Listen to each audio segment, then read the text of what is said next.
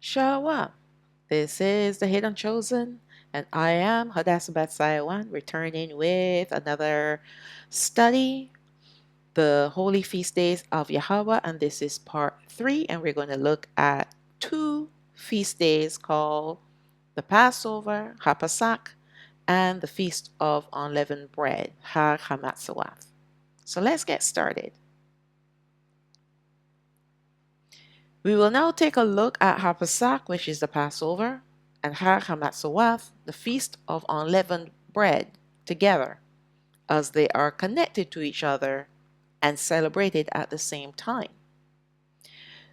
Note that although the Passover and the Feast of Unleavened Bread are connected together, they are considered two separate feasts.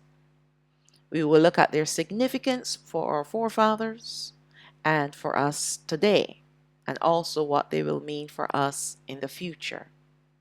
So let's get started with the book of Exodus, Shalawam, chapter 12, verse 1. And Yahawah spoke unto Masha and Ahawaran in the land of Matzarayam, saying, This month shall be unto you the beginning of months, and shall be the first month of the year to you. So right here, we see that the month of Abayab has been established to be the first month of our year. I don't see any other place in the Bible where Alahayam had changed his mind and made Nisan the first month of the year. All right, so the first month of our year is called Abayab. They call it Abib, but there are no I's in our language. It's Abayab in our language. Verse 3.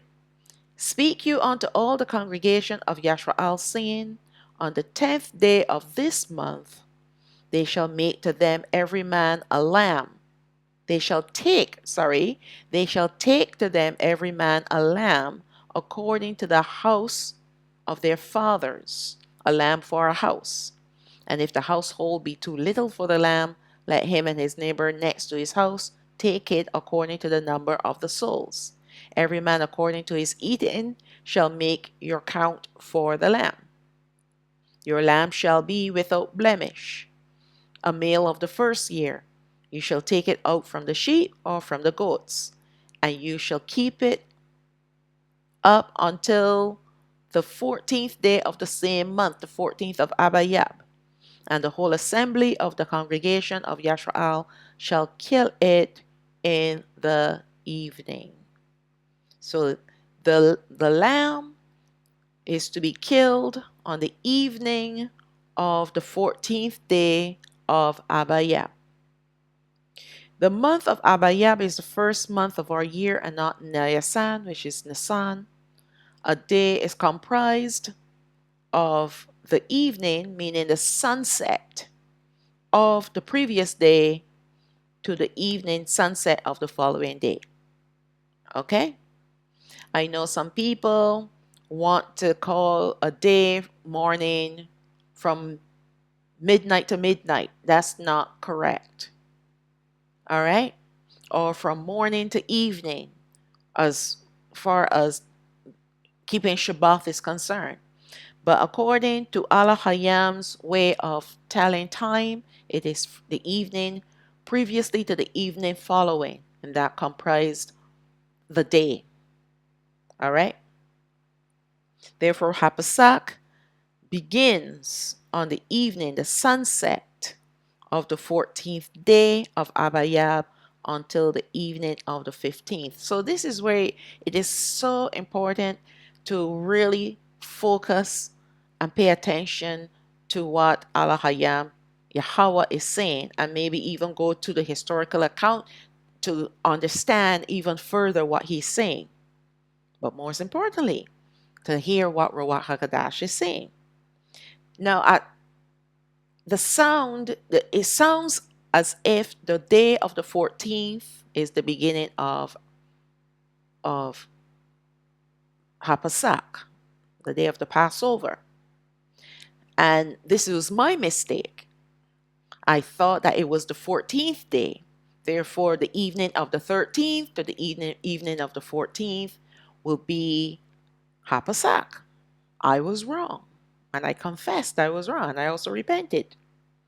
Because from reading the text carefully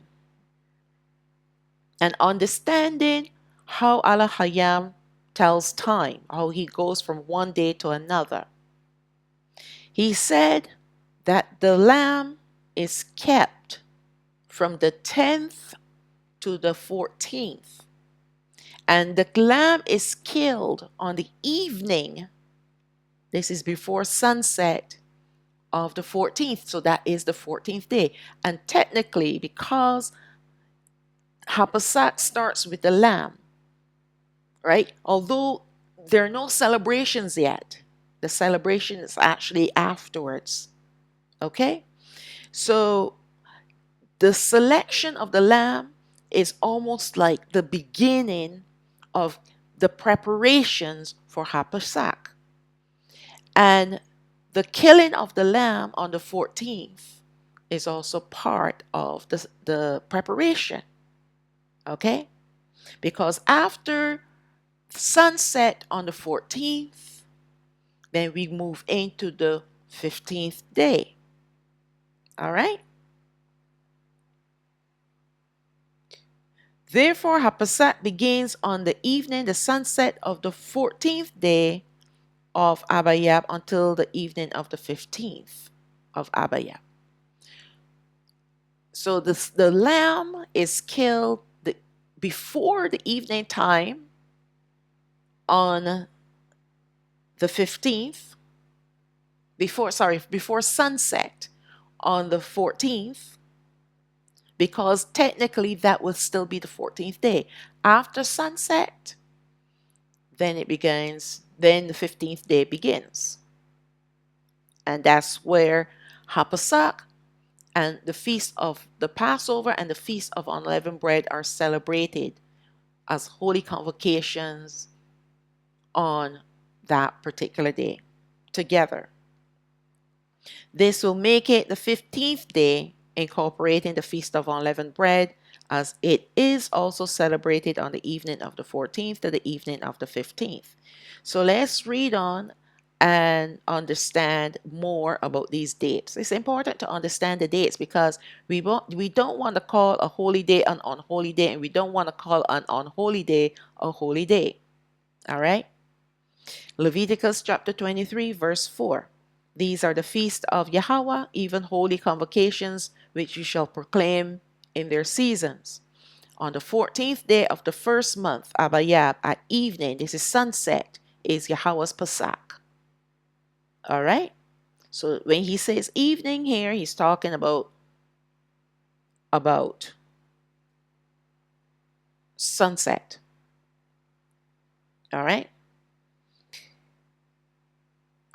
And on the 15th day of the same month is the feast of unleavened bread unto Yahawah.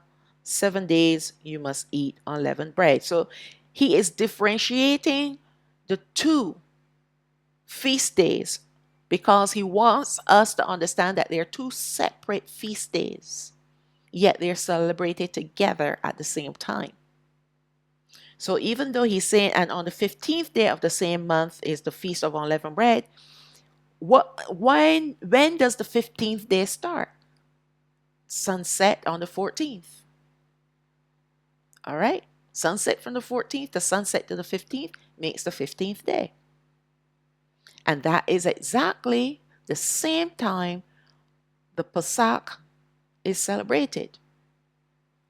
And 7 days you cannot eat leavened, right? You have to eat unleavened bread. On the first day, you shall have a holy convocation. You shall do no servile work therein. So this is where these feast days are treated like a Shabbat. They're called the yearly Shabbathawath. All right? So they're treated exactly like a Shabbat, except for this particular one, you cannot eat unleavened bread. Sorry, you cannot eat leaven. You have to eat unleavened bread. And it is for 7 days you eat unleavened bread. Okay? But you shall offer an offering made by fire unto Yahawah 7 days. On the seventh day is a holy convocation. You shall do no servile work therein. So for Pesach, the feast of Passover and the feast of unleavened bread, there are 2 days in which it becomes, these two celebrations become holy convocations. The first day and the last day, which will be the seventh day. However, for the full 7 days, you have to eat unleavened bread.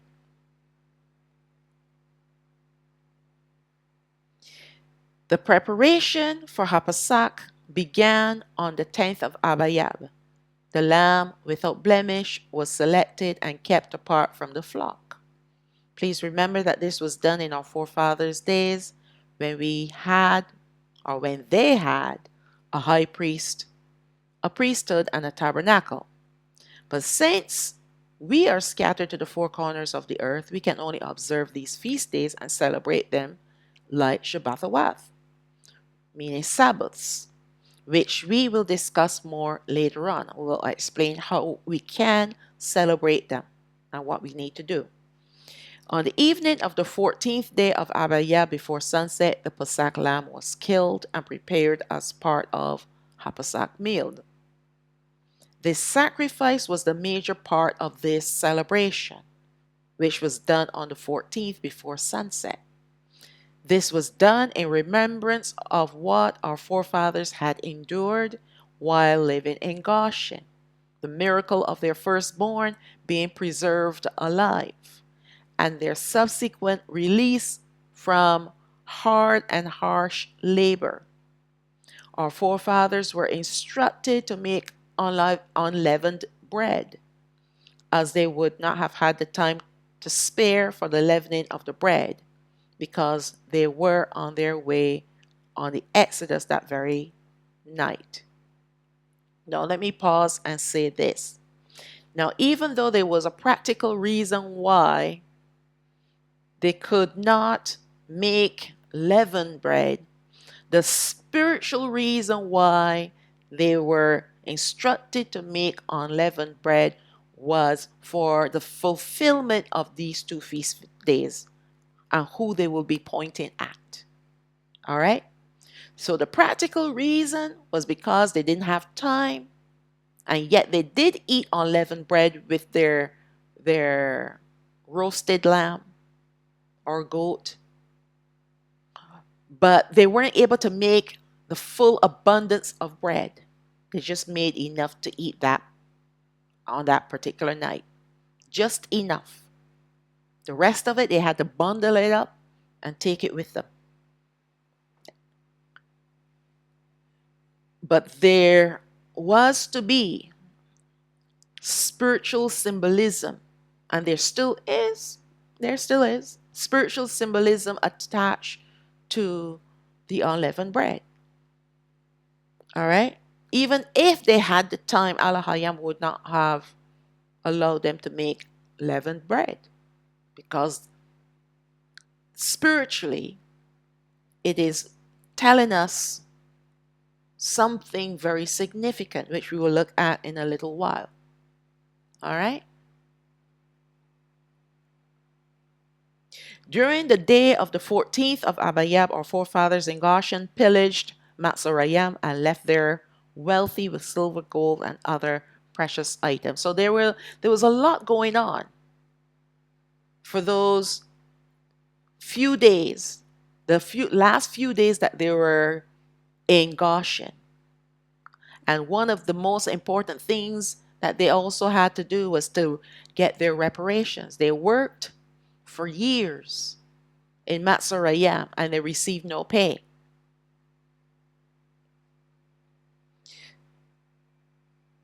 They would have killed the Pesach lamb before the evening of the 14th, but ate it on the evening of the 15th before sunset. Why?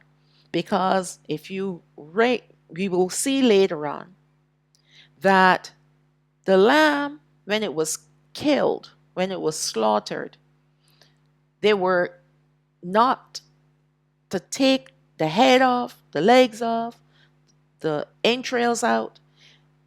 This lamb was going to be roasted directly on the fire. So it would have taken time for this lamb to roast.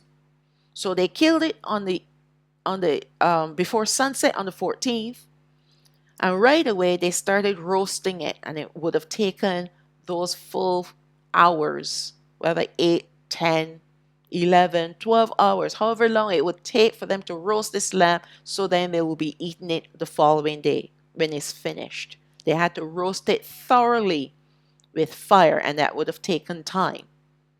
All right? Because they're doing it rotisserie style over the fire. The first day of celebrating these two feast days would have been over by then. This is when it was time for them to leave, just when they were ready to leave on the first Exodus. All right, we see all of that coming together as we go along in this study. So let's look at the book of Jubilees, Yahawah chapter 49, verse 1. Remember the commandment which Yahawah commanded you concerning the Passover. You should celebrate it in its season on the 14th day of the first month. You should kill the sacrifice before evening of the 14th day. All right? Because sunset after the 14th now becomes the 15th day. They should eat it by night on the evening of the 15th from the time of the setting of the sun. So now he is instructing them when they're going to have their Passover meal. All right? And by the time the lamb or the goat was fully roasted, fully cooked, it would have been the following day, the 15th. All right?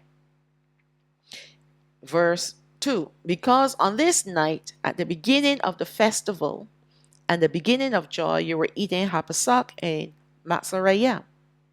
When all the powers of Mastema had been loosed to kill all the firstborn in the land of Matzorayim, from the firstborn of Parao to the firstborn of the captive maidservant in the mill, and even the firstborn of the cattle. So let me tell you, Mastema is a title given to the devils, the Satans, and their fallen angels. Collectively, is a collective word. It means hatred. You'll find it, I believe it's in the book of Jude. But it's not called, or these creatures are not called Mastema, but hatred. If you look for the Hebrew word for hatred, it is Mastema. That's what it means. And it wasn't Alahayam Yahawah himself who passed over Matzorayim. It was Mastema that he released. Because remember, he had them in bondage.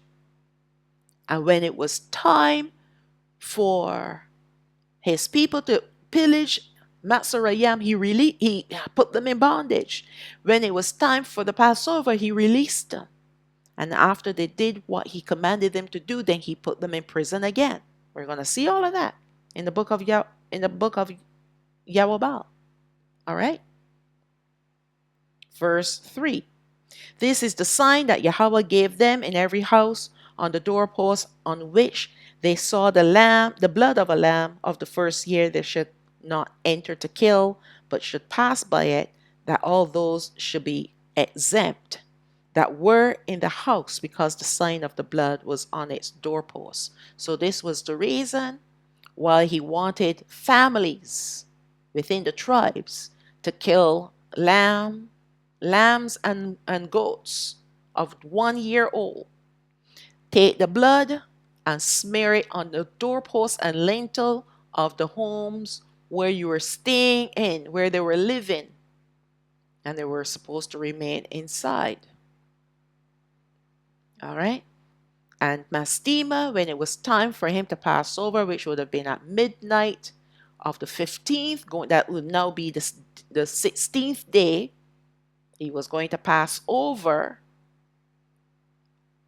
and destroy the firstborn of anyone who did not have the sign of the blood. Now, does this sound familiar? All right. Remember that the book of Yahawah, the book of Jubilees, is giving us the historical accounts of what took place for this actual event.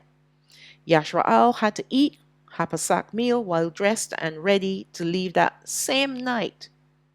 The Passover occurred at midnight that night of the 16th of Abayab, and due to the dread of their firstborn being killed, Matzorayam and Parao thrusted Yashraal out from their land. Yashraal had to be ready to leave promptly, so they would have been packing on the 14th during the daytime and preparing the Pesach lamb to be eaten on the 15th with unleavened dough to start their celebration. It is not difficult to imagine what the atmosphere would have been like after so many years of being enslaved, and they were finally coming to an end that very night. I would have been rejoicing as well. So no wonder Alahayam called it a celebration of joy.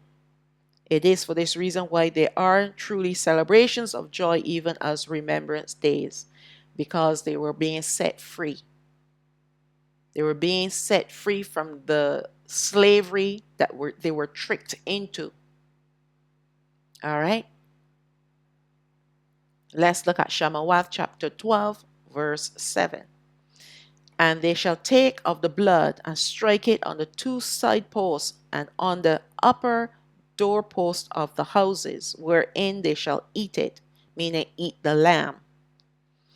And they shall eat the flesh in that night, roasted with fire and unleavened bread, and with bitter herbs they shall eat it. So we see what it is that we need to have for our Pesach dinner.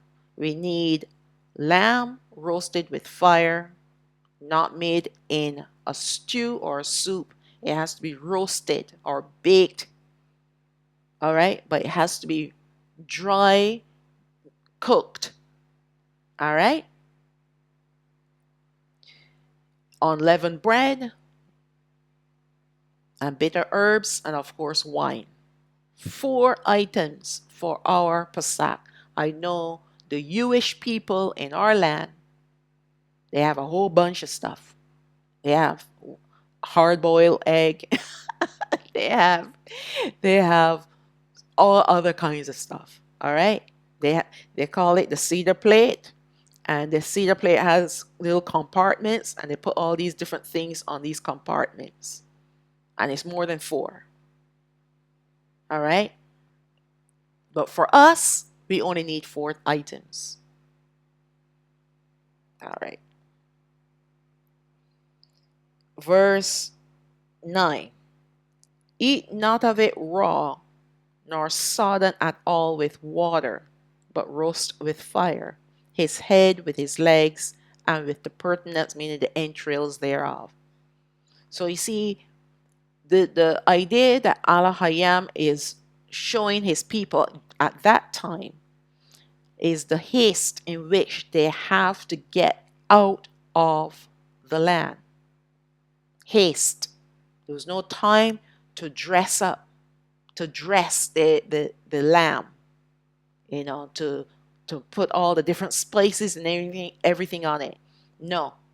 You kill it, you skin it, and then you put it in the fire. All right? Maybe sprinkle a little bit of salt. I don't know.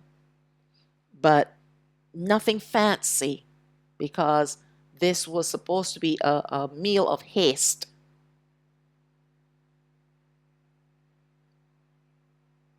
Verse 10. And you shall let nothing of it remain until morning, and that which remains of it until the morning you shall burn with fire. And thus you shall eat it, with your loins girded, your shoes on your feet, and your staff in your hand, and you shall eat it in haste. It is Yahawah's Pesach. So now he's giving them even more information that how they're supposed to eat this Pesach meal.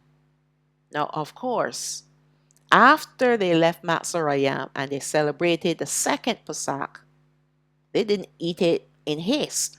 They didn't treat it like a hasty occasion.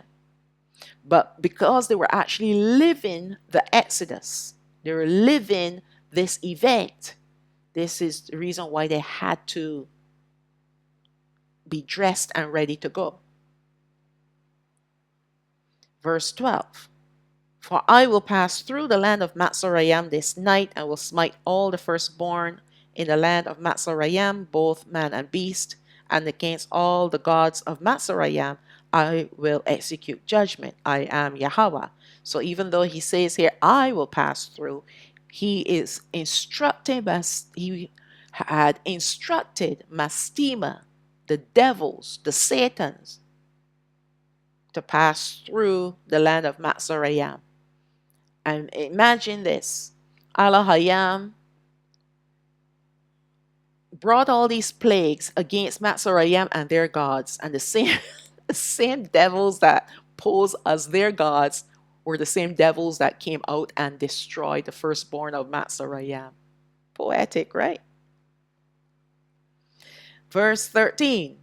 And the blood shall be to you for a token upon the houses where you are.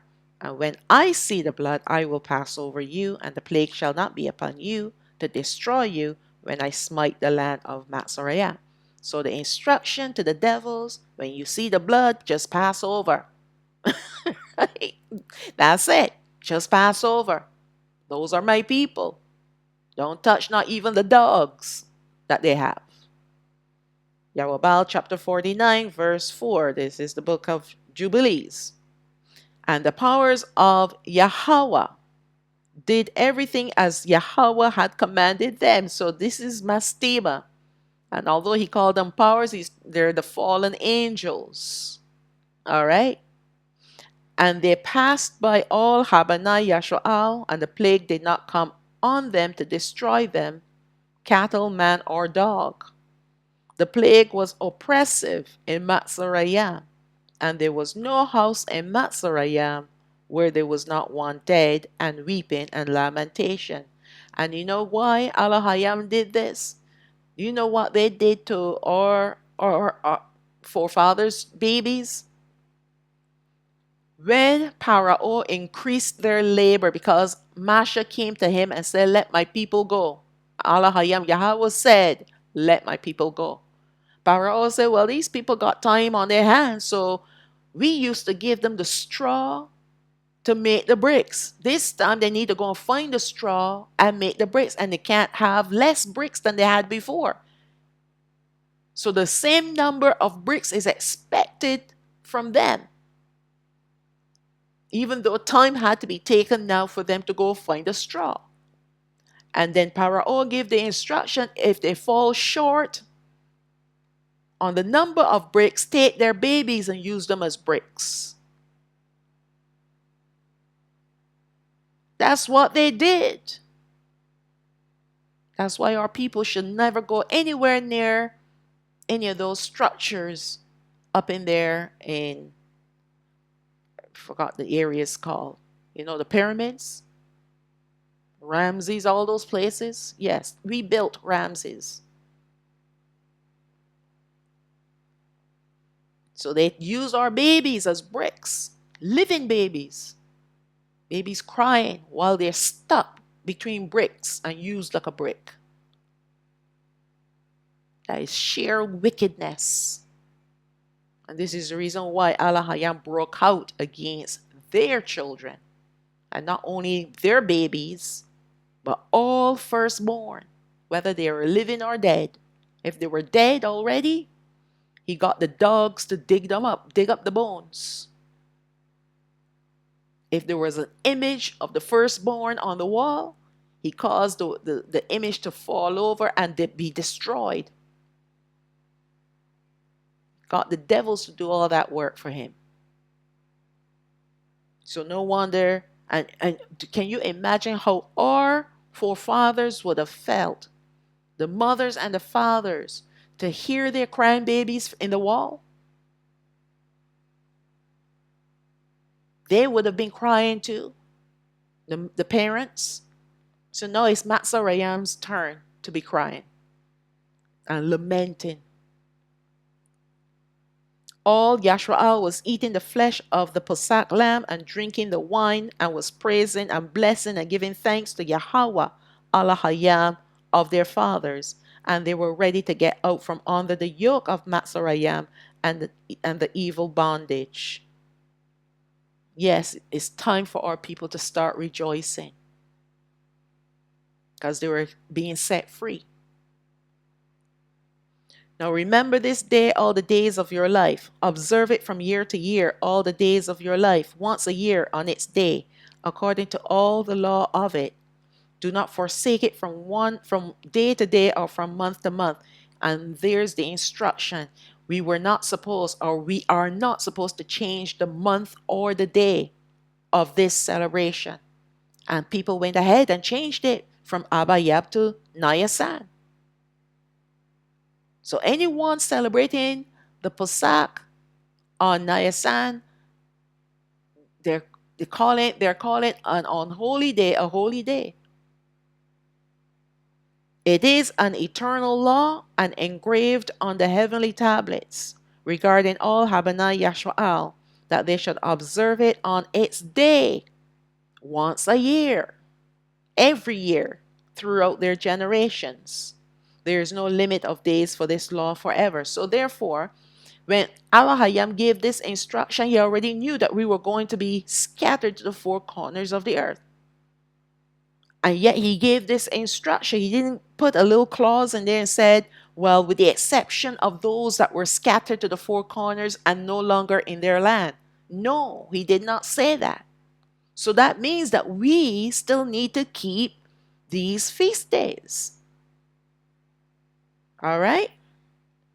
We can't keep it the way how our forefathers kept it, obviously, but we still need to treat that day or those days as Shabbat or as a Shabbat. That's how we're going to keep it. That's how we can still observe and be obedient to Alahayam. Let's look at Shalawam, chapter 12, verse 29. That's the book of Exodus, chapter 12, verse 29. And it came to pass that at midnight Yahawah smote all the firstborn in the land of Matzorayam, from the firstborn of Pharaoh that sat on his throne unto the firstborn of the captive that was in the dungeon. Now, it says here, yes, that Yahawah smote all the firstborn. You know why? Do you know why that Masha would write it this way? Because Alahayam does not want to give credit to the devils, right? This is his doing because he gave the instruction. He gave the instruction to the devils to do it, but he gets the credit. All right. So that's why he said Yahawah smote all the firstborn and all the firstborn of the cattle. So even those that were in the dungeon, no matter where they were, as long as the blood was not seen, there is death. Verse 30. And Pharaoh rose up in the night, he and all his servants, and all Matzorayam. And there was a great cry in Matzorayam, for there was not a house where there was not one dead. Now, at midnight, everyone is sleeping, with the exception of the tribes of Yashrael, because they're rejoicing. They're getting ready to get out of the land. But Matzorayam has gone to sleep. But when death passed over, do you think that was a quiet passing over or a quiet Passover? No. These devils come in with their shrieks, like a banshee. They come in with their shrieks. And when they're coming to take the souls of those that they were going to plague, they too will be shrieking. All right? They will be shrieking in agony.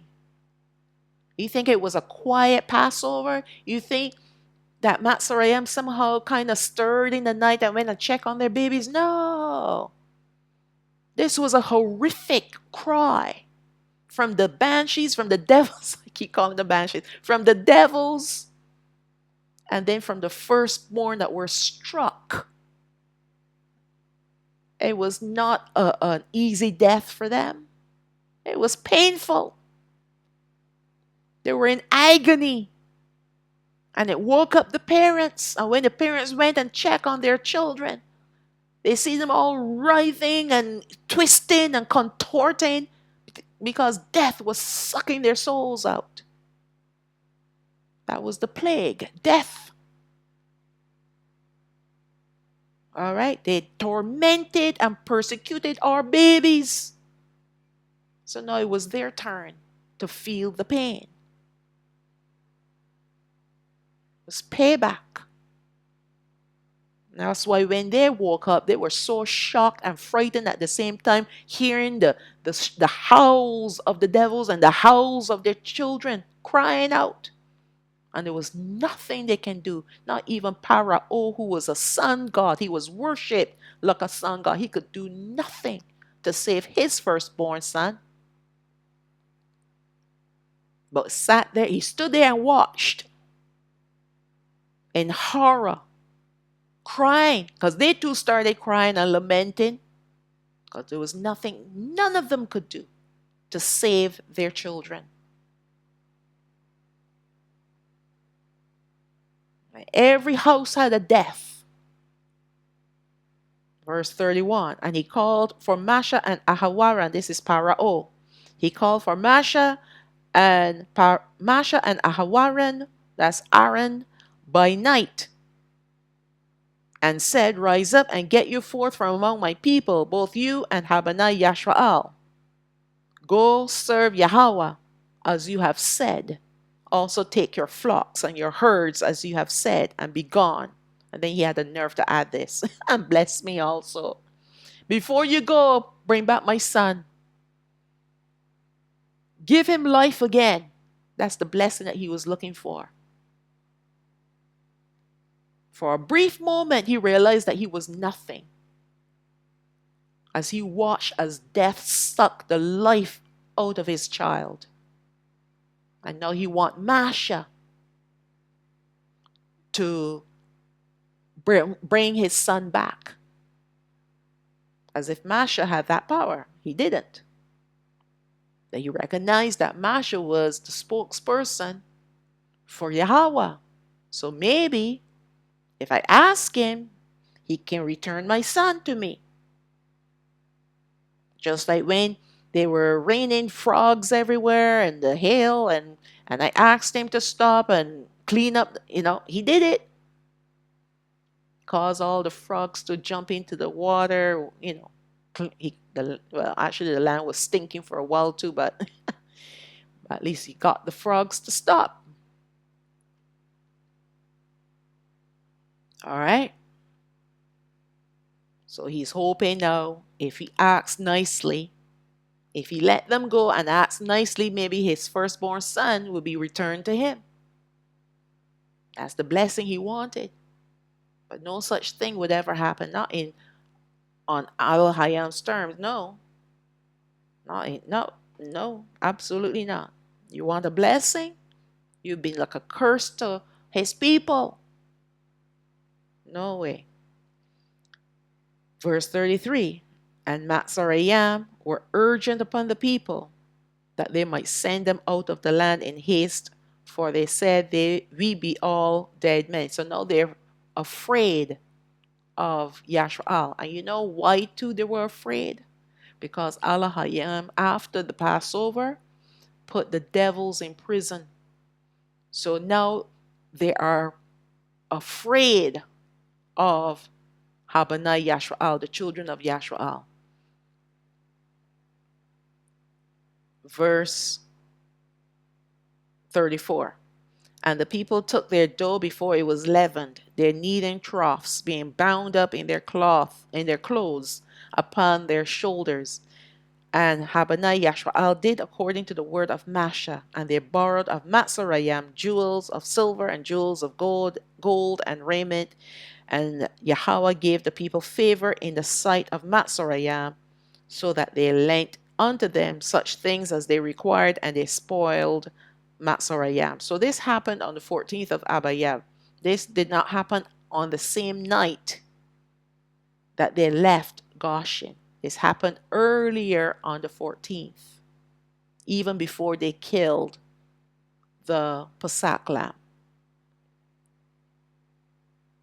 This was the last plague to afflict Matzorayim, and as Yahawah had instructed the 12 tribes of Yashrael, so it came to pass that Matzorayim, in all their grief, thrusted them out of their land that very night, the 16th of Abayah, because it was after midnight on the 15th. So anytime after the sunset on the 15th is the 16th.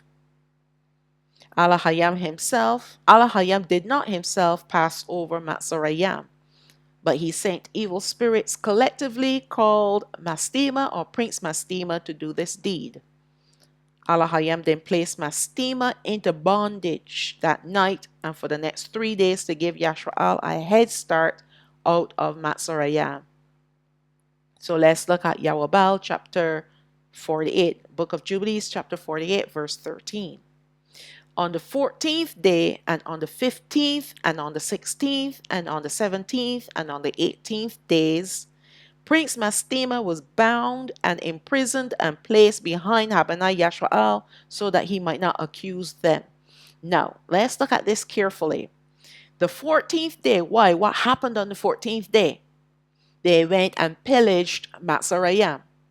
So there were no devils there to prevent Matzorayim from giving them what they needed, what was owed to them. All the silver, the gold, and the goodly apparels and jewels. All right?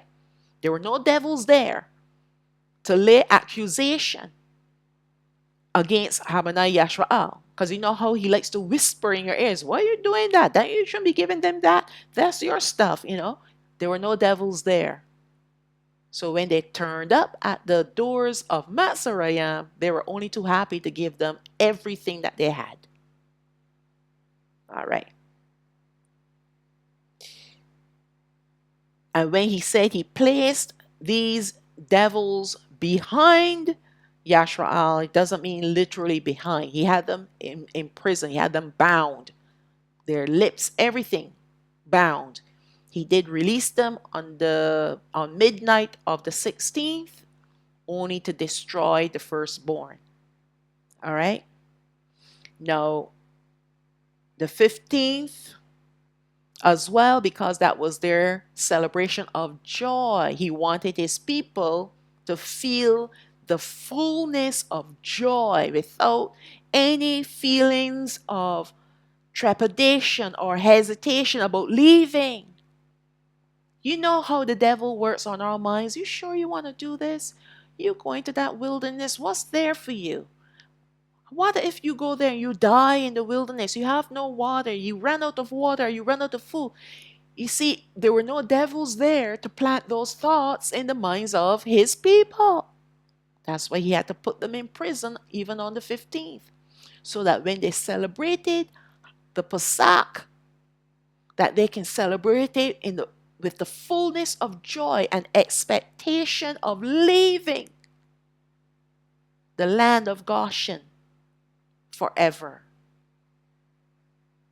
And then the 16th, 17th, and 18th days were the days that he was in prison. So it gives them a 3-day head start out of Goshen, because there were so many of them. They were going with their cattle, their flocks, and their herds. Young men, old men, people with children, the lame. All right? So they needed time to get away. And also, he wanted them far enough away that they don't think twice about wanting to go back once they see who is coming after them. Because, of course, Mastema was released. We're going to see that in a little bit. But he was released for another purpose. Verse 14. On the 19th day, we let them loose, meaning Mastema, so that they might help Matzorayim pursue Habanai Yashrael. So remember back when you read the Bible, the scriptures, and it talks about how Alahayam Yahawah hardened Pharaoh's heart. It wasn't Alahayam, it was Mastema. And he allowed Mastema to harden his heart. Okay? Whenever Mastema is put in prison, he cannot speak accusation against Habana Yashwa'al. But when he is released, then he can. And when he released him, meaning Yahawah, when Yahawah released Mastema on the 19th, he went straight to Pharaoh and whispered in his ears, "You really let them go? There's your servants. Who's going to build your pyramids? Who's going to build your structures? Who's going to be your slaves? You actually let them go? And then they killed your firstborn?" All these thoughts he would put in the people's minds. So now their hearts become hardened once again to want to come after Habana Yashwa'al. And Alahayam did it that way on purpose. Let's read on. Verse 15. He hardened their hearts and made them stubborn. And the plan was devised by Yahawah Alahayam, our Alahayam, that he might strike Matzorayam and throw them into the sea, because he wanted to destroy them. He wanted to destroy the captors of his people for all the wickedness that they did to his people. And most importantly, he wanted his people to see the destruction of their captors, so that they can give him the praise that is due for being their deliverer. Verse 16. On the 14th day we bound him, Mastema, that he might not accuse Habana Yashwa'al on the day when they asked Matzorayam for vessels and garments, vessels of silver and vessels of gold, and vessels of bronze, in order to exact from Matzorayam a price in return for the bondage. Bondage, they, meaning Habana Yashwa'al, had been forced to serve. We did not lead Habana Yashwa'al from Matzorayam empty-handed. So when they left wealthy. Very, very wealthy. And that's why a lot of our brethren today, they read this and they think, hey, if we're going to go into a second Exodus, we're going to get reparations. Ka-ching, ka-ching, right? That's what our people love. All they want is money. All they want are things, right? They don't really have love for the Most High. These ones, he calls them to leave with these things, because a lot of that stuff that they left with, Masha instructed them to donate some of that stuff to build the articles and the tabernacle. All right, and they willingly gave. In fact, they gave so much that the workers asked Masha to tell the people to stop giving. They had so much stuff. All right. But people today, they want reparations. And that's why they love the idea of going into a second Exodus. Because they think, well, hey, if I go into second Exodus, that means that I'm going to get some do-re-mi. All right. They don't want to hear anything else. And that's why they gravitate towards people that promise them, hey, if you join up with me, we can go together and, you get reparations. Like, there are even people out there talking about reparations from the government. Somebody out there talking about how the government of the U.S. is going to give reparations to people. Then you got another false prophet talking about how the government is going to give checks to people if only they get on the ships. They're going to send the ships, they're going to give you a check, and you just leave. I said, well, good luck. That's what you're going to need is luck. Because those, I'm sure those ships are loaded with dynamite or some sort of explosives. Get far enough away, and blow every ship up with everybody on it. You trust ships taking you somewhere? Good luck. That's what you're going to need is luck. All right. You stay put. Alahayam Yahawah himself is going to send his angels to collect his people. He's not sending ships. He's sending chariots. All right. At midnight on the 16th, Mastema was released to pass over Matzorayam to destroy their firstborn. Then they were imprisoned again until the 19th when Alahayam Yahawah was ready to teach Habanai Yashwa'al of his might by destroying Matzorayam in the Red Sea. This was indeed a momentous occasion to be remembered throughout our generations, a time when our forefathers were delivered out of the house of bondage by the mighty and stretched out arm of Alahayam Yahawah. When our forefathers arrived in the wilderness, they were taught to keep the Pesach and the Feast of Unleavened Bread as a holy convocation on the first day of their celebrations. They were also instructed not to eat any leaven at the beginning of these feast days and for 7 days. Then to end these feast days with another holy convocation on the 21st day of Abayab. And that's how it will always work out to be. Okay? Leviticus chapter 23 verse 7. On the first day you shall have a holy convocation. You shall do no servile work therein, but you shall offer an offering made by fire unto Yahweh 7 days. On the 7th day is a holy convocation. You shall do no servile work therein. So just repeating that to show you first day, last day, holy convocations, full 7 days, no leaven. Now we will look ahead to a time when Hamashiach was on the earth as a man and what his presence on the earth means to us today. We need to understand that our forefathers experienced the miracle of HaPasach by their firstborn being preserved from death. But these 2 feast days were fulfilled by Yahawasha'o HaMashiach for us today. It is for this reason why today we can and should observe and celebrate these feast days, although we do not have the priesthood or a high priest or the tabernacle. So let's look at Yochanan chapter 1 verse 29. The next day, Yochanan, that's Yochanan the baptizer, and Yochanan is the name John. Okay?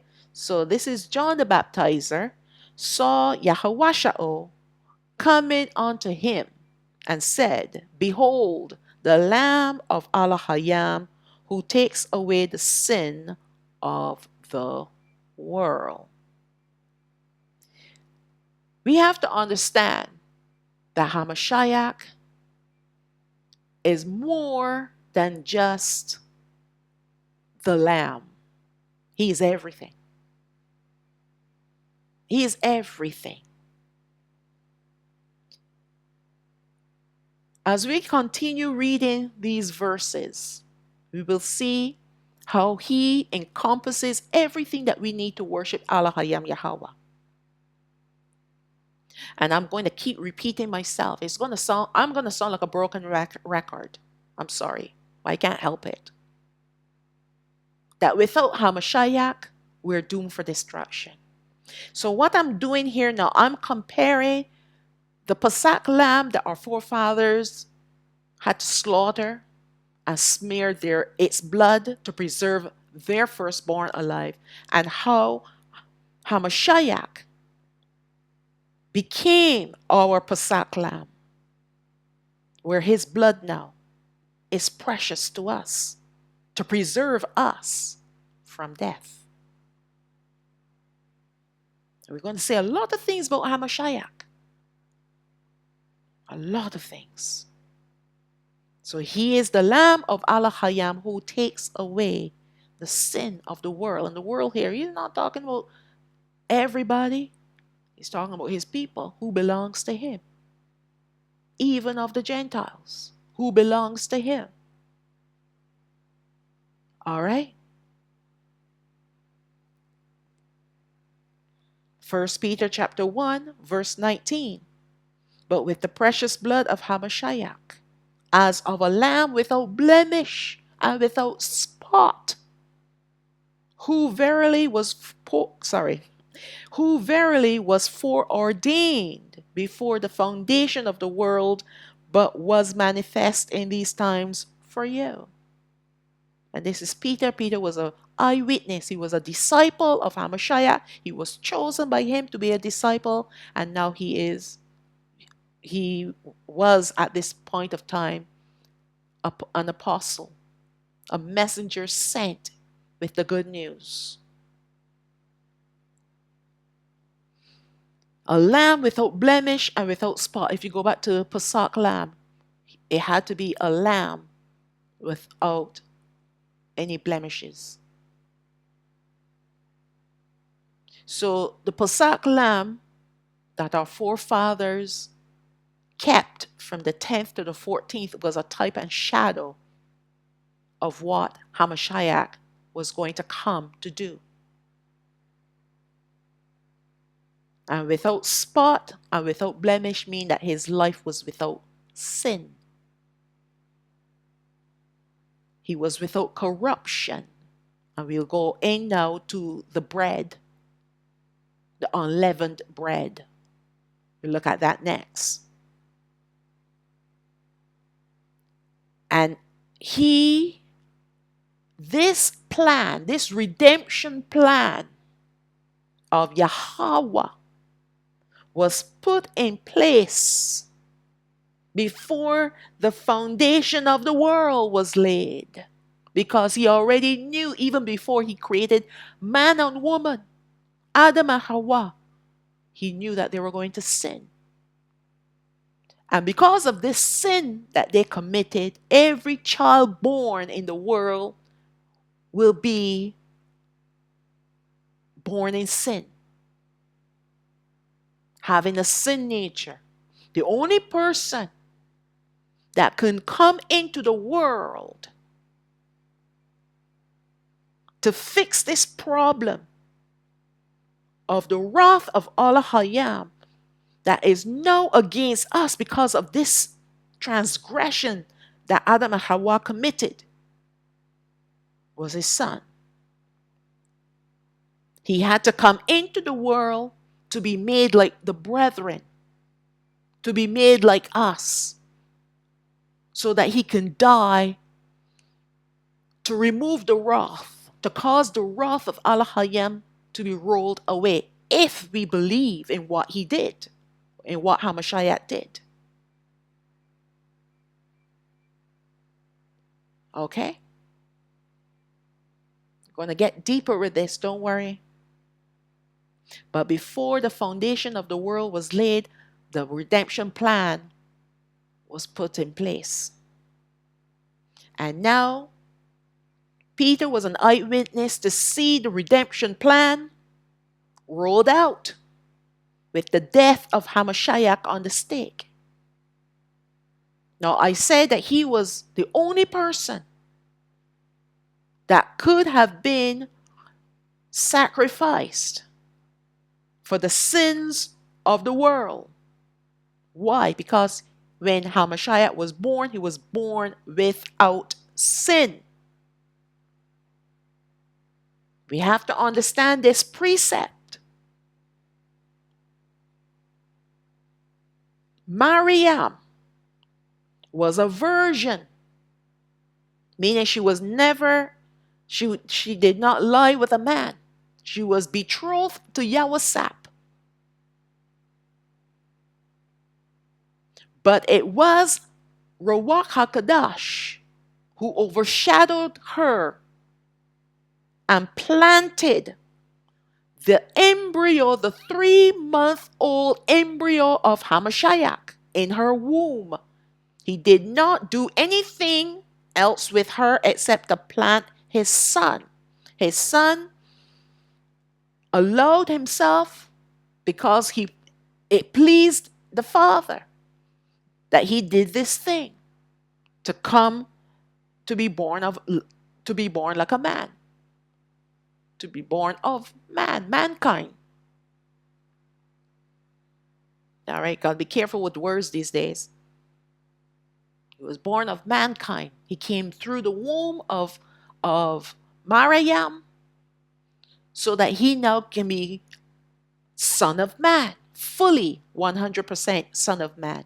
And yet at the same time, he was Son of Alahayam, because he had nothing of Mariam and nothing of Yahweh. He was planted already, an embryo, 3-month-old embryo. That was all Alahayam's doing. He can do anything he wants to do, and he did it. And he planted his son in the womb of Mariam.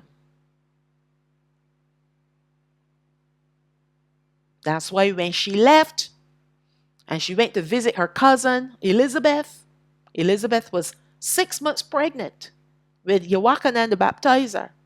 Mariam was 3 months pregnant because she was just overshadowed by Ruach HaKodesh. When she returned 3 months later, she was big with child. I was told to Yahweh, and he got a little upset.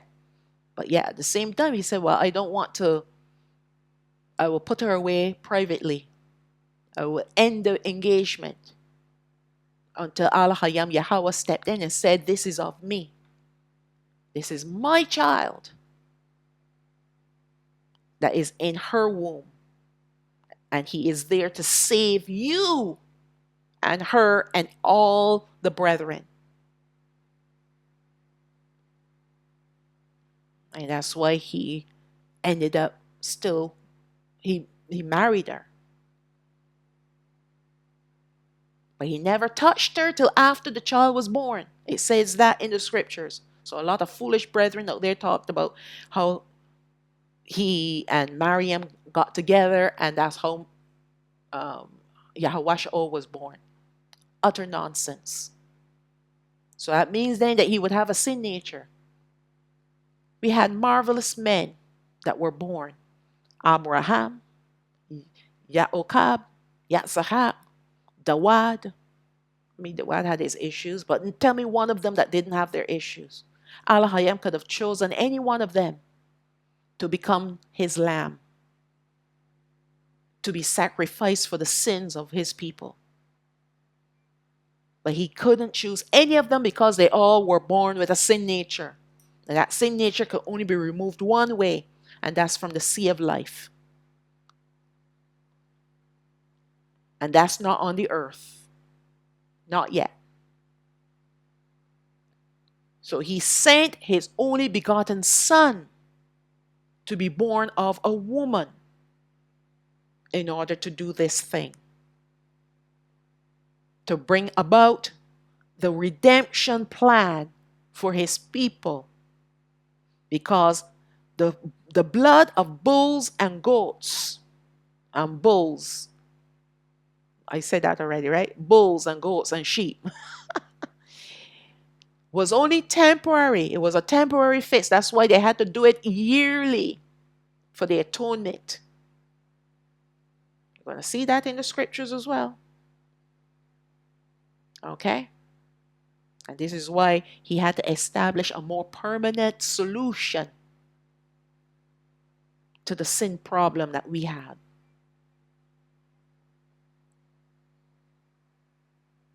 Revelation chapter 5 verse 6. And behold, and lo, in the midst of the throne and of the 4 beasts, and in the midst of the elders, stood a lamb as it had been slain, having 7 horns and 7 eyes, which are the sevenfold spirits.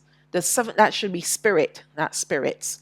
The sevenfold spirit, that's Ruach HaKodesh of Alahayam, sent forth into all the earth. He's the one, this is Ruach HaKodesh that is sent throughout all the earth. He's not speaking of angels, he's speaking of Ruach HaKodesh, who is sevenfold. It's just poetic, the way how Yochanan phrased these. In fact, these are the words given to him by Alahayam Yahawah. And it is written in this way because with eyes, only with eyes, the eyes that he gives us, we will see. And with ears that he has given to us, we will hear. And our heart that he has given to us, we will understand. Now, everyone can read his prophecies and understand them. And many people reject prophecies because it is too far-fetched for them to understand. It is beyond their understanding. And so they reject him and they reject his words. But when you are reading the words of Alahayam with his Ruach guiding us, then we will understand because he will give us understanding. So when you see 7 eyes and you call them the 7 spirits, that's how it's written in the Bible, is the sevenfold spirit, singular, of Alahayam. Verse 12 of the same chapter, saying with a loud voice, worthy is the Lamb that was slain to receive power and riches and wisdom and strength and honor and glory and blessing. And those are the 7 horns. 7 powers, okay? Revelation chapter 13, starting from verse 8. And all that dwell upon the earth shall worship him, whose names are not written in the book of life of the Lamb slain from the foundation of the world. So those that they're speaking of there is speaking of the beast. The beast that will come upon this earth. All right? If your names are not written in the Lambs of life, that means that you are doomed for utter destruction. And once again, it talks about the book not written in the book of life of the Lamb slain from the foundation of the world. So this is telling us that this redemption plan of Hamashiach dying was put in place even before Alahayam Yahawah created the heavens and the earth. Okay? And everything therein. Many of our brethren believe that we should not keep Hashabbath and the feast days celebrations because they believe that we no longer have a physical tabernacle, high priest, or priesthood, which is true. This is true, but this is no excuse, no reason. Actually, let me just say this. This is no reason why we cannot keep his holy feast days. It's just an excuse. However, Alahayam Yahawah made a provision for us where he said that he will be to us a little sanctuary while living in the lands of our captivity. And it is for this reason why he sent Hamashiach.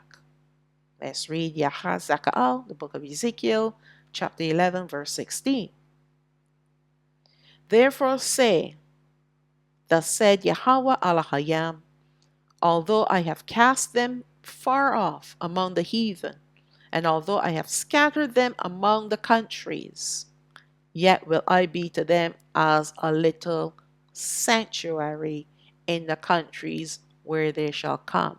So if we think that he did not know that we were going to be scattered, think again. He was the one who caused us to be scattered, our forefathers to be scattered because of rebellion. He already knew that we were all going to be born in captivity.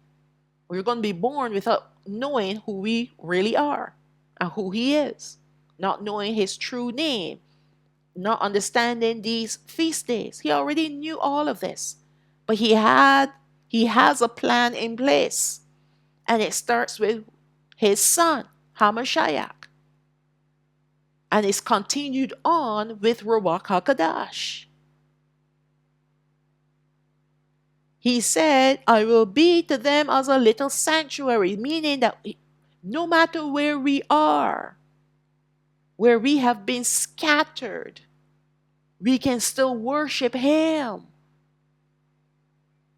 He will make a way when there seems to be no way. He will come. He will show us through his spirit what we can do while living in the lands of our captivity until we are regathered. But people love to make excuses. They love to find ways in which they can be disobedient. They try to find ways to disobey his command, to disobey his instructions, because they're too busy living in this wretched world, trying to eke out a life in this wretched world. Too busy. Because when you start to delve into these feast days, there are certain things that we can or cannot do. We have to keep them like holy convocations. A lot of people don't want to do that because now it means that it's taken away from their own personal pleasures. And they don't want to do that. They want to carry on living as they are and wait for the ships to come and take them to the wilderness. They're happy with that. But if you want to serve Alahayam while living in the lands where we are living in captivity, you're going to have to give up a lot of stuff. You got to change our lifestyle. You got to change the way how we behave. You got to change the way how we speak, the way how we think. Because he comes in, he transforms us. But a lot of people still want to remain wretched. Wretched as they are, they want to remain that way.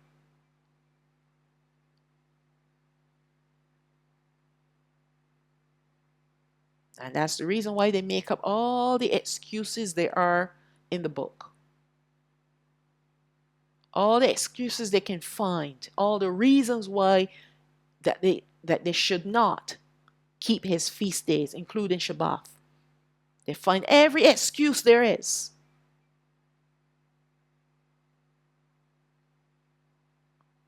And a lot of them, a lot of people, they're comfortable with the excuses, comfortable with all the reasons why, because Alahayam is done with them.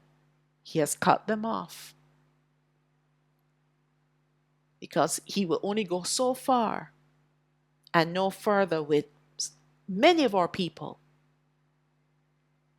Many of our people are cut off and they don't even know it.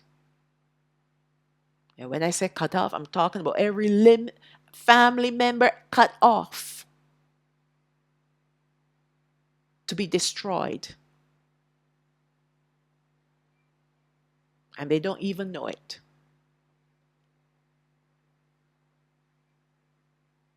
And I gotta tell you, even if they did know it, they probably would be like, well, it's all right. You know how they talk, right? It's all right. Because they don't really believe that they can be cut off.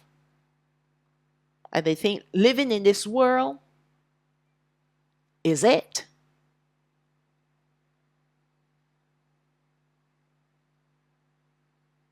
until when the devils come, then you hear them crying for mercy, but it's going to be too late. His ears will be turned off from them. Every single one of them. If we believe in Hamashiach and what he did on the stake for us, then Ruach HaKadosh will be released to us to teach us all that we need to know and to do. He will not go against his own word, which is to celebrate these feast days throughout our generations. It's one thing when we did not know because we didn't even know our identity. But how can you claim that you are Yashraal? You're of the southern kingdom. And yet you're going to church every Sunday and keeping Christmas as your holiday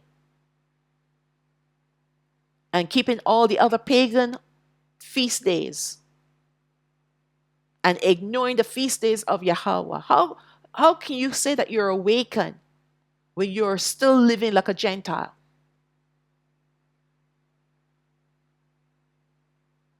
All right? How? Explain that for me.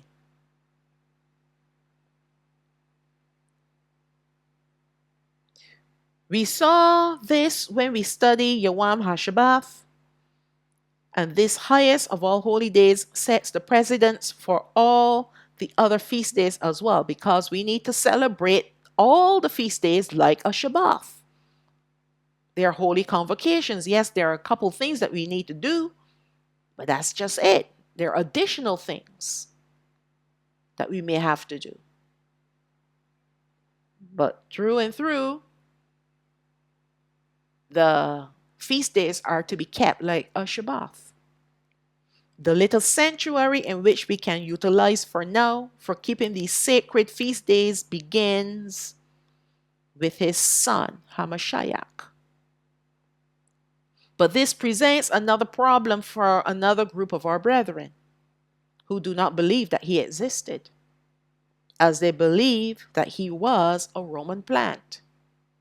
As a matter of fact, to hold fast to these lies, they also discount the New Testament, which is of itself validates Hamashiach throughout all of its books. And that's the reason why they don't want to hear anything about the New Testament. I'll tell you, I don't have anything to do with any epistles of Paul. But the rest of the books of the New Testament I adhere to, as well as the Old Testament and the Apocrypha. All right? But these ones, because they no longer or they never believed in Hamashiach, because their righteousness is sufficient to enter into the kingdom of Alahayam. That's what they've been deceived by Mastema to believe. They don't need Hamashiach. They don't need a man to die for their sins. That's another false teaching out there. And if you check out who these people are that are teaching this nonsense, they are not even our people. They may look like us, but they're not our people. And because they're not the true bloodline of Yashraal, Alahayam has not released his Ruach to them. So they're walking in darkness and leading many other people in darkness right along with them. And many people are only too happy to jump on board because they think that their righteousness is sufficient. That's pride.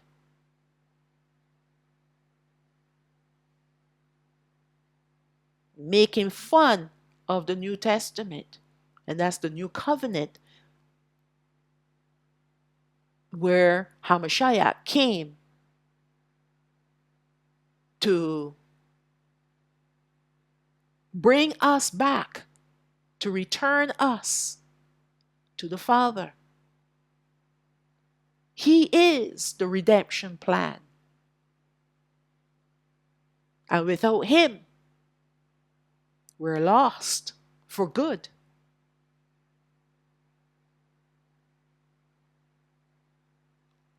There's only one way to the Father, and that's through the Son. There's only one way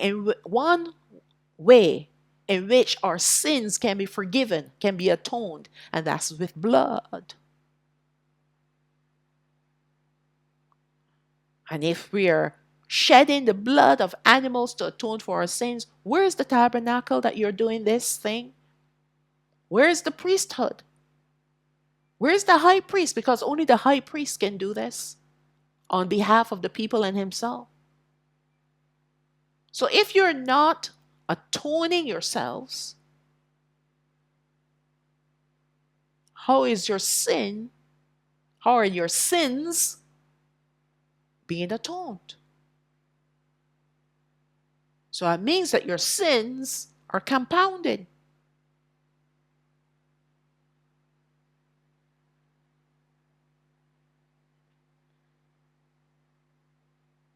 That's what a lot of people, a lot of our brethren are believing.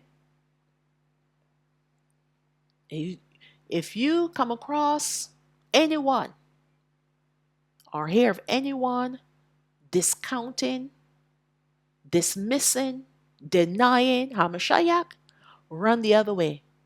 Run far away from them.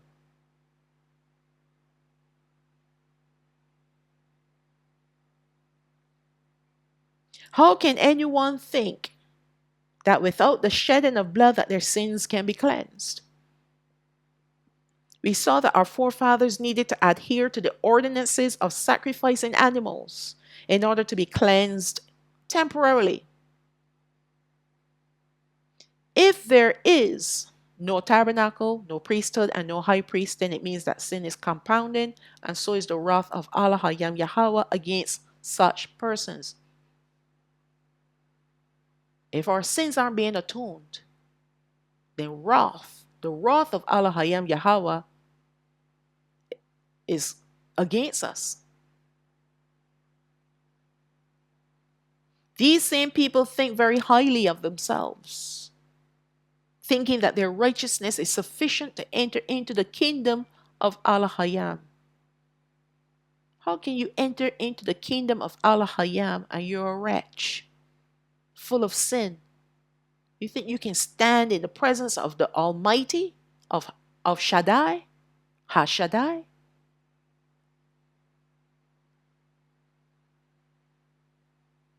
If you were so righteous, then he wouldn't have to send his son. He would have just used you to be his sacrificial lamb. His people are unbelievably dense.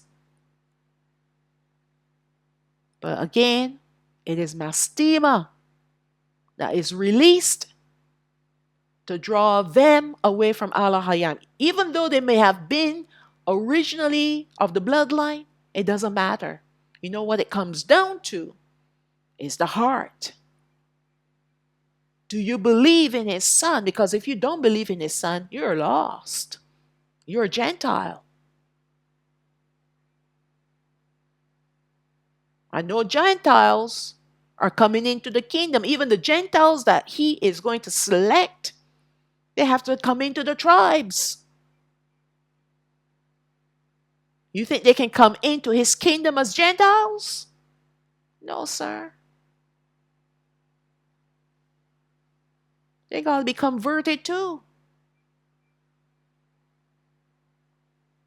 Anyone that wants to come into the presence of Alahayam Yahawah, you can't come as a Gentile.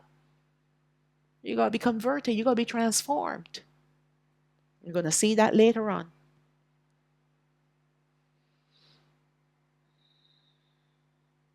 Let it be known that we must continue with the celebrations of these feast days, but as observations only, as we cannot kill the lambs or goats without the priesthood and tabernacle in place. We have to celebrate them, but we just can't do the sacrifices. If we do this, it is called bloodletting, which is a pagan practice. Alahayam Yahawah must be present when sacrifices are done in order for them to be accepted. That's why he told his people, Wherever his name is recorded, that's where you go do your sacrifices. And when the first tabernacle was established, he came down like a cloud upon the tabernacle. When Shalawam built the temple, he came down again like a cloud upon the tabernacle, because his presence must be seen and felt. And so when sacrifices are done or prayers are offered in that tabernacle, they will be heard and they will be received. The sacrifices will be received.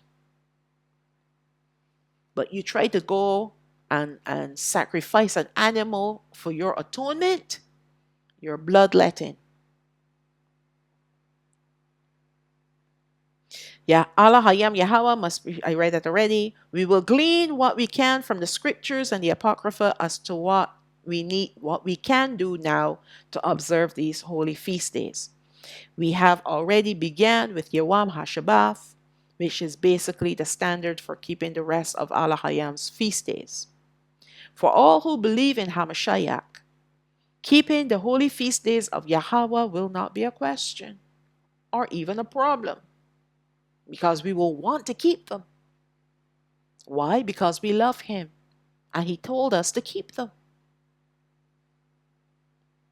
There are all prophetic events to be fulfilled by Hamashiach for our benefit today and for the future. We will look at the future of these two feast days in the next study, but let us consider them for us today. In order for the firstborn children of our forefathers in Goshen to be preserved when the Passover occurred, they had to dub the blood of the lamb on the doorpost and lintel of their homes. Even though these same forefathers in the wilderness did not have to carry on this particular tradition throughout their generations, they still killed the Pesach lamb and its blood was poured out. At the altar. Therefore, there was still the ordinance of using the blood of the lamb, which we today cannot use. However, we have the blood of the eternal sacrificial lamb, which purges us from all sin and preserves us from condemnation and the wrath of Yahawah. Now, of course, this lamb is Hamashiach. We need to dub his blood on the doorpost and lintel of our hearts. And this is accomplished by believing in Hamashiach. The death warrant that was hanging over us will be rolled away permanently. Being born in the lands of our captivity meant that we were also living for a time as Gentiles, not knowing our true identity and Alahayam Yahawah. Gentiles are not permitted to keep his Pesach unless the males were first circumcised, and this was done in the time of our forefathers, back in the wilderness and even in our land, okay? So let's look at Shalawam, the book of Exodus, chapter 12, verse 48. Before I read this passage now, this is to set the precedent. This is the precept that we need to look at in order to understand that as Gentiles, we can't come before Alahayam Yahawah. All right? As Gentiles, we cannot. It's one law for everyone, including his people. Shalawam chapter 12, verse 48. And when a stranger, and that stranger there is a Gentile, shall sojourn with you, and will keep Pesach to Yahawah, let all his males be circumcised. That's circumcision of the flesh, because that is the sign, the token of our covenant. That was our covenant with Alahayam Yahawah. And that was given to us through Abraham, our forefather. He was the first to be circumcised in the flesh, along with his sons, Yitzhak and the other one, Ishmael. He circumcised all the males in his camp. And that was and still is the sign of our covenant. Not only the old, but also the new. All right? So he said, let them be circumcised, and then let him come near and keep it. And he shall be as one that is born in the land. So now, because he is circumcised, he is Yashraal. And now he can keep Pesach. For no uncircumcised person shall eat thereof. One law shall be to him that is homeborn, meaning Yashraal of the bloodline, and unto the stranger that sojourns among you. So they're not two laws, like how the Gentiles out there are teaching, the Christians out there are teaching. Oh yeah, Alahayam gave the clean and unclean laws to the Jews. But we are under grace, so we can eat pig. We can eat shellfish. In fact, we can eat whatever we want to eat. Because we have Jesus on our side. So there's a law for the Jews. I'm just repeating what they're saying. There's a law for the Jews and a law for them. Because they're such special people. Not according to this word that I'm reading. Not according to the word of Alahayam Yahawah. He has one law for everyone. So any Gentile that wants to come in with us, they have to obey the same laws that we have to obey. How can anyone think that it's different for them? Oh, because Jesus died on the cross and he gave them grace. So now they have the permission to live rancid lives. Well, I can believe that because Jesus is a pagan god. And that's why they are the way how they are. All these Christians. All right? They're all filled with pagan doctrines and devils. And they think that they can do whatever they want to do. Live however they want to live. And then they can make it into heaven.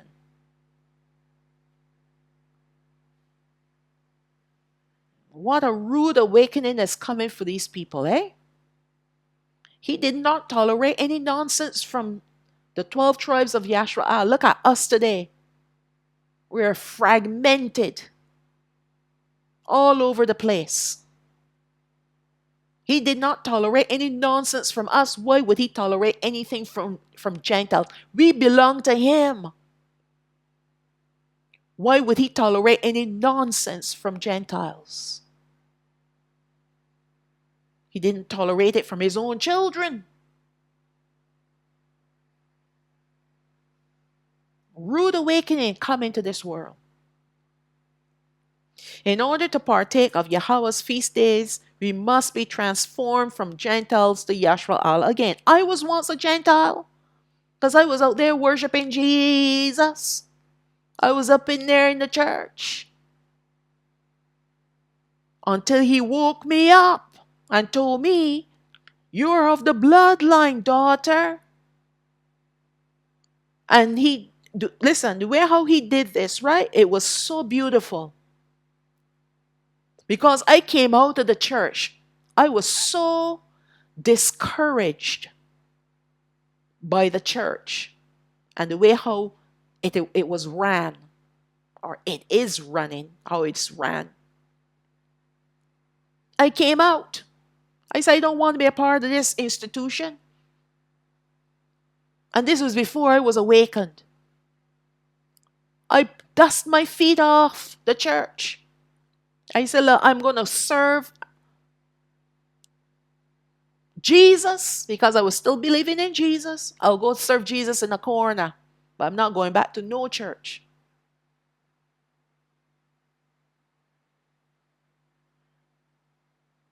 And one day, he woke me up. One day. And it wasn't shortly after. I was out of the church for a good few years. But I was learning some stuff. And the more I learned, the more all the doctrines that I have been taught in the church didn't make any sense. I'm like, what is this? What's going on?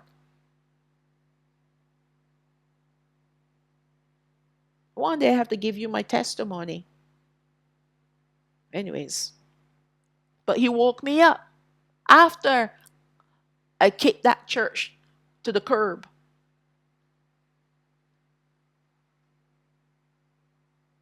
And that's when he started teaching me about who I am and who he is.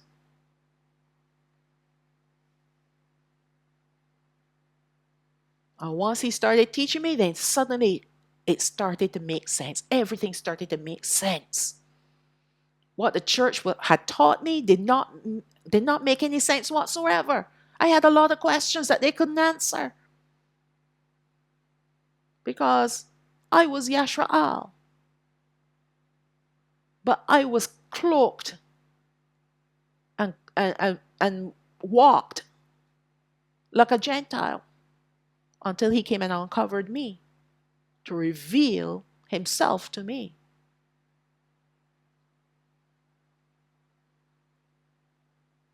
Look, it was so dread, right? Using some serious words here. It was so bad, right? That even before I was awakened, I had stopped celebrating Christmas. I had stopped eating pork. I had stopped eating shellfish. For some reason, as I'm reading the scriptures, even though I was still calling on Jesus, I'm like, why am I eating pig? And it says here in the Bible, we're not supposed to eat pig.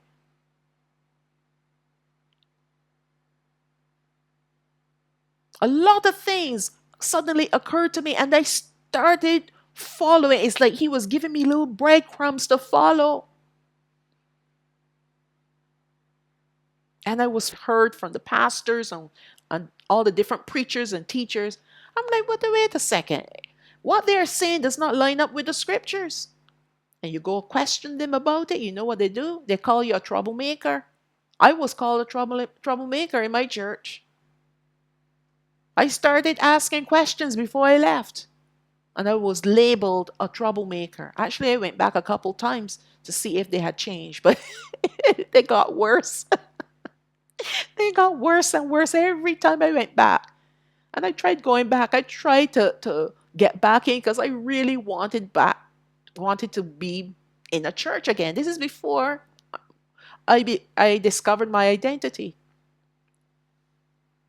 All right? I really wanted a church family again. It was, to me, it was one of the most amazing experiences, even while in ignorance. But the Father still blessed me. The Father still blessed me because He knew that I was ignorant of the truth. But He was leading me on a path. All right? He was leading me on on a particular path, and He knew eventually He was going to take me out of the church.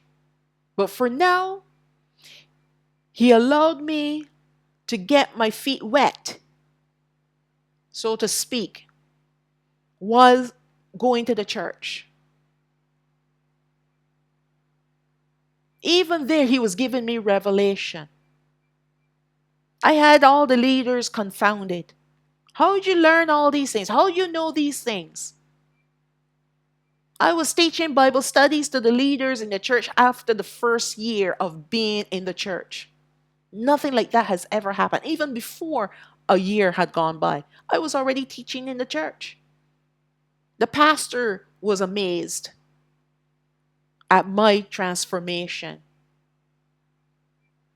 He was amazed at the things that I come up with. And it wasn't me. I told him it's not me. I said, Ruach HaKadosh taught me this. He spoke it in my ear, and I'm just repeating what he said. All right? So from the very beginning, he was with me, even while I was in a church calling on Jesus. Because he knew a time was going to come when he's going to remove that darkness away, that ignorance away.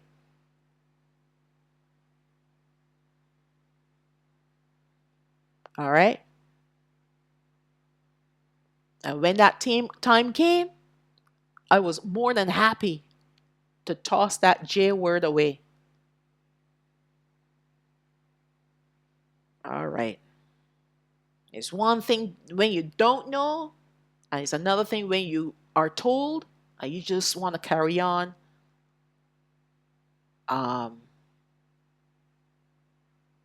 You just want to keep on worshiping pagan gods. All right? When you don't know, the ball is in his court.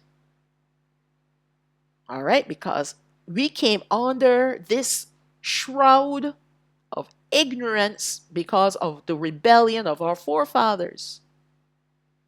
And now it will be up to him to remove it. And when he removes it, now the ball is in our court to choose whether we want to believe or not.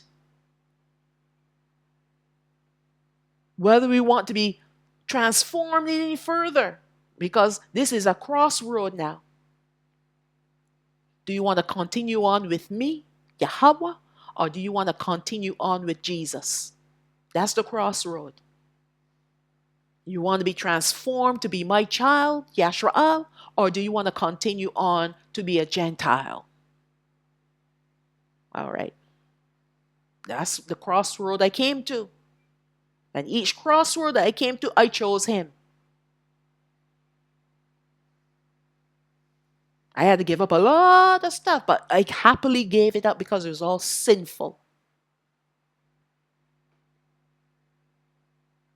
All my dreams and aspirations, I gave up for him. All I wanted to do was to minister to him. I didn't want a career anymore. Before I was seeking after a career. I was on my way. When he intercepted me, I gave that up. Gladly. Okay. This transformation begins when we believe in HaMashiach. Then our true identity is revealed and Yahawah is also revealed. So my transformation began when I gave my life, even though I said Jesus. But he knew in my heart I was speaking to him. I didn't know any better. So he accepted me. And all along the way, he was processing me.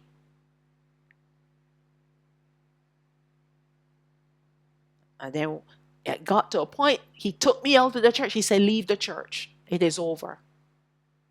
And I left the church. And I tried to find other churches.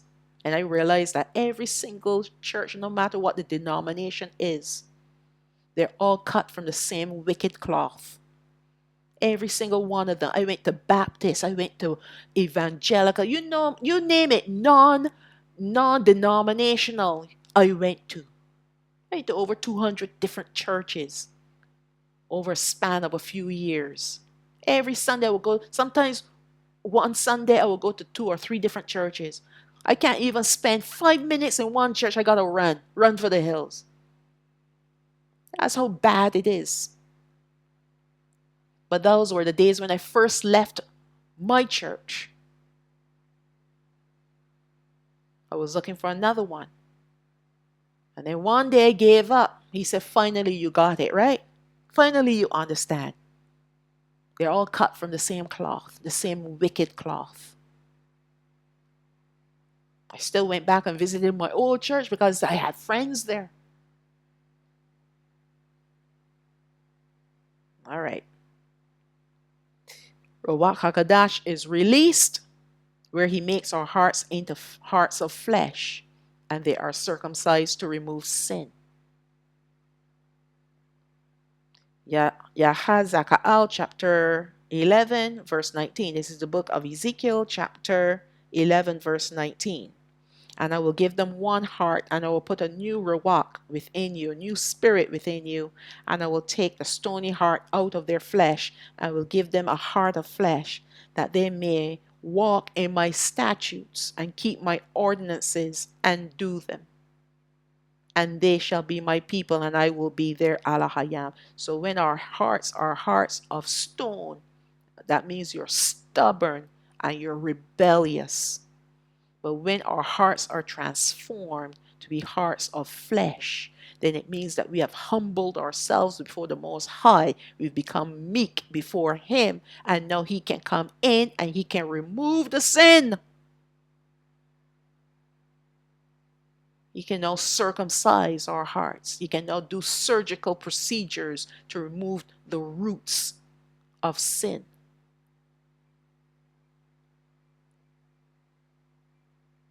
Debarayam chapter 10 verse 16. Circumcise therefore the foreskin of your heart, and be no more stiff-necked. Don't be stubborn anymore. And this is where Masha is telling the people, the ball is in your court. You can choose to worship who you want to worship. And who we choose to worship means that we are either circumcising the foreskin of our heart, or we are causing our heart to remain stony. Yes, Ruach HaKodesh does the actual circumcision, but the choice becomes ours to choose who we want to serve, who we want to serve. Debarayam chapter 30 verse 6. And Yahawah Alahayam will circumcise your heart and the heart of your seed to love Yahawah Alahayam with all your heart and with all your soul, that you may live. So how can we expect to live if our hearts are stony, if we're stiff-necked, if we're rebellious, if we're filled with sin that is not being atoned? How can we expect to live? How can we expect, let's go back to Yahazakaal chapter 11 verse 20. How can we expect to walk in His statutes and keep His ordinances and do them? How can we become His people when we're acting like Gentiles? When we're stiff-necked and rebellious? It's not possible. You're walking dead. You may be breathing, but you're walking dead. Just waiting for the next level of death to come and get you. All right. Jeremiah chapter 4 verse 3. For thus saith Yahawah to the men of Yahawada and Yarowashalam, break up your fallow ground, and sow not among thorns. That's the care of this world and the deceitfulness of riches. Circumcise yourselves to Yahawah, and take away the foreskins of your heart, you men of Yahawada and inhabitants of Yarowashalam. That's the southern kingdom that Jeremiah was speaking to. The prophet Jeremiah was prophesying to. Lest my fury come forth like fire and burn, that none can quench it, because of the evil of your doings. We have a choice to make, to choose who we want to serve, who we want to worship. The problem is we cannot serve Yahawah without first coming to the Son. But here's another issue now. Not everyone is drawn to the Son. Only Alahayam Yahawah will allow certain persons to be drawn to his Son. That's why I said this before, and I'll say it again. Don't waste your breath or your energy or your time trying to persuade people about Hamashiach or about the gospel or of the good news or of the kingdom. It's not for everyone. Not everyone is called to keep the holy feast days of Yahweh, and that also includes our brethren who are still Gentiles, serving other gods. Therefore, their significance will be lost to anyone who is not given the knowledge and understanding concerning them. Our Pesach lamb today is Hamashiach, who had already died and shed his blood on the stake. He is also our unleavened bread, a body that was born without sin, pure, holy, and righteous, making him the perfect person to fulfill both of these feast days. When we believe in him, then we are also partaking of these two feast days spiritually. The physical part of keeping these feast days in accordance to Alahayam's instructions will follow naturally, although there will be no lamb to sacrifice. HaPasach requires only 4 items, and that is lamb that is roasted, not stewed, wine, unleavened bread, and bitter herbs. That's all you need to keep to keep Pasach and the Feast of Unleavened Bread. Some people use parsley or romaine lettuce. The Bible does not specify which bitter herbs that our forefathers used. Unleavened bread is without any leavening agents, which are yeast, baking powder, baking soda, and even eggs. This bread will be like a biscuit, as it has nothing in it to soften like bread. Our forefathers in Goshen ran while the dough was still in their kneading troughs over their shoulders. Shalawam chapter 12 verse 39. And they baked unleavened cakes of the dough which they brought forth out of Matzorayim, for it was not leavened, because they were thrust out of Matzorayim and could not tarry, neither had they prepared for themselves any victual, any food. This is after they left Matzorayim. So now they have time to make their bread. They did make a few cakes before, but this was the greater majority of them here that they now have a chance to eat. Now, here's the thing about leaven, and this is how we know this was just symbolic.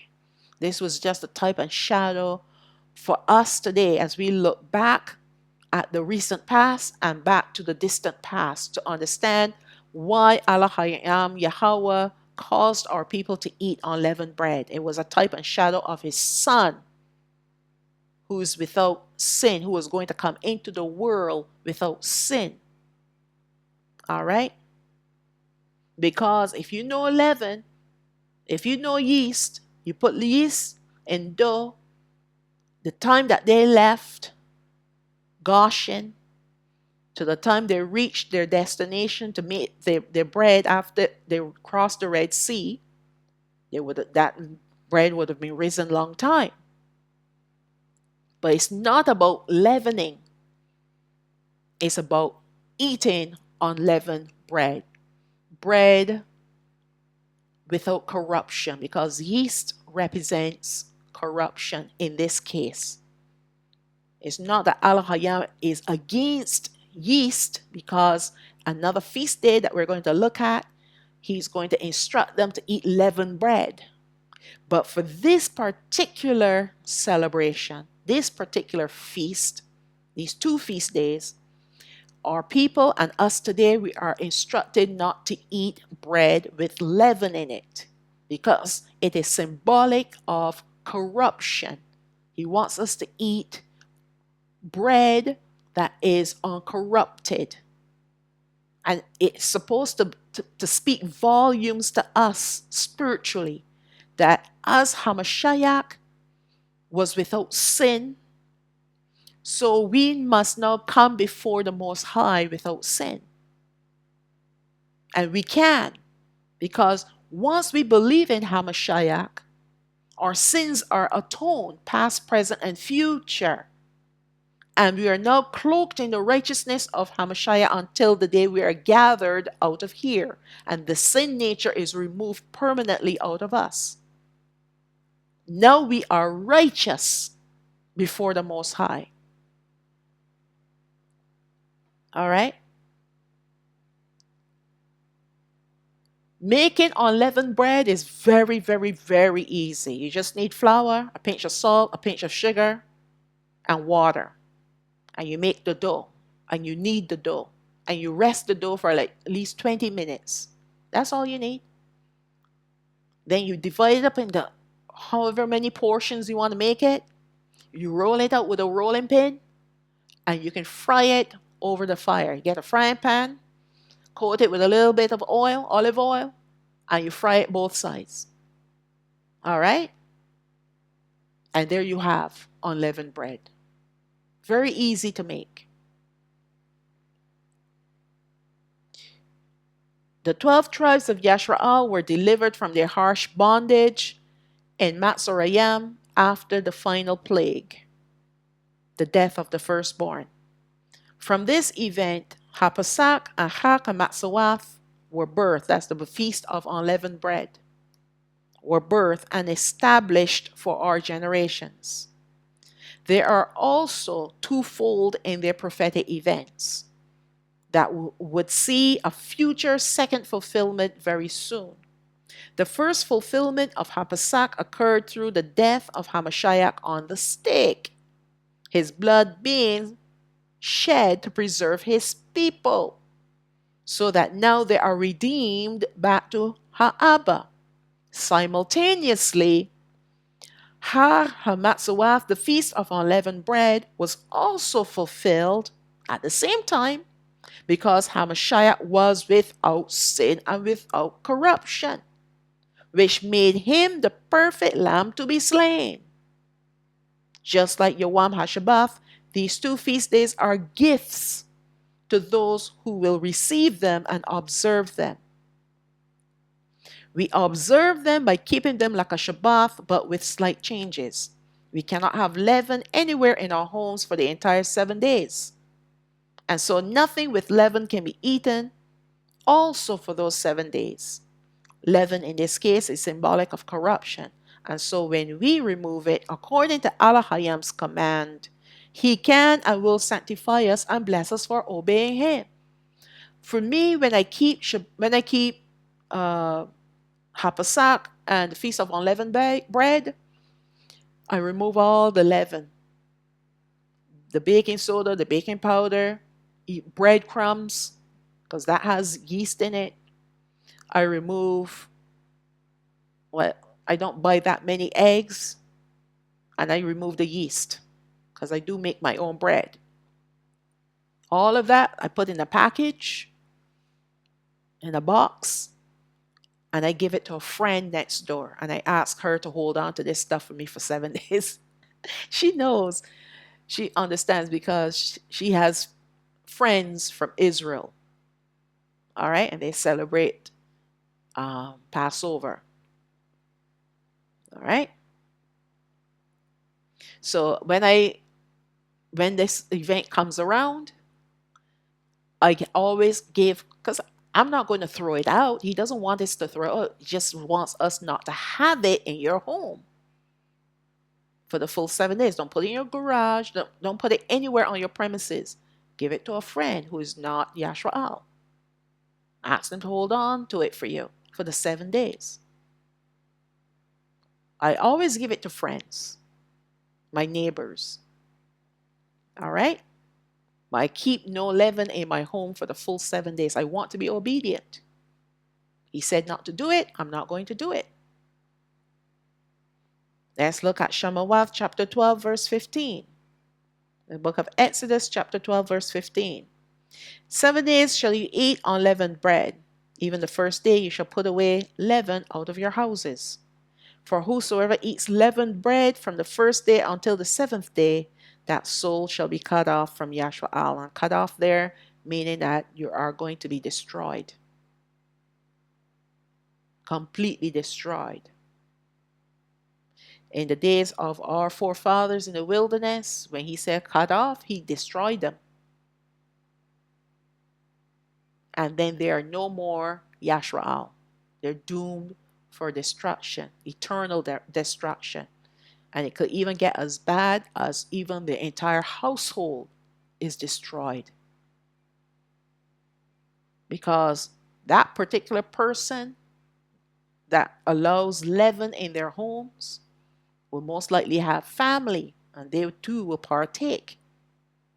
And Alahayam in those days, he wanted to teach our forefathers some serious lessons. Obedience is key here. And I will wipe out anyone who disobeys my commandment. Wipe them out. He did it with Abraham. He did it with Korah. Their entire families got swallowed up in the earth because of rebellion. They were cut off. Let's move down to verse 19. 7 days there shall be no leaven found in your houses.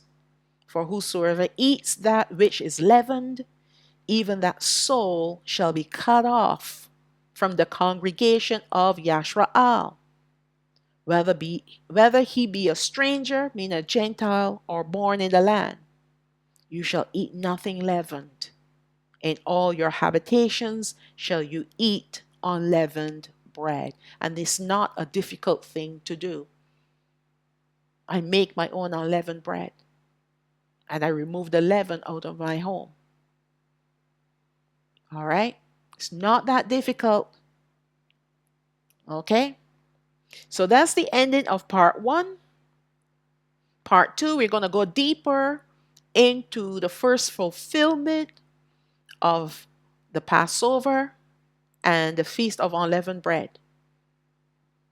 We already know that Hamashiach fulfilled those 2 feast days. So we're going to go deeper because there's always deeper to go. Right? It's always much, much, much deeper to go. You can go way deeper in that. In these studies. All right? He can always take us very deep.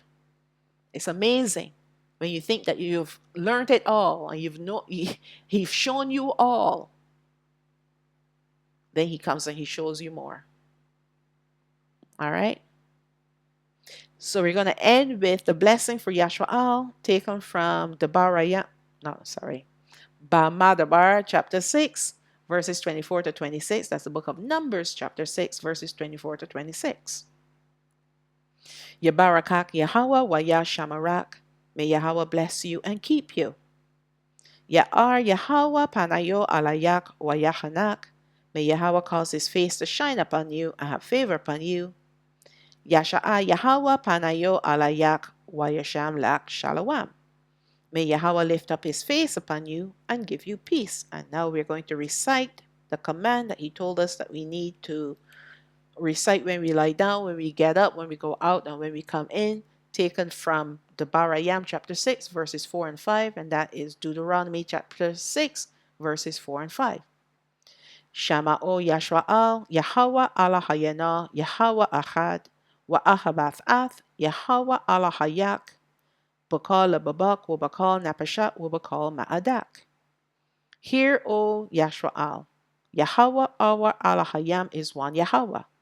And you shall love Yahawah, your Alahayam, with all your heart, and with all your soul, and with all your might. And with that I will say, Shalawam, Shalawam, all praises to the Most High, Abba Yah.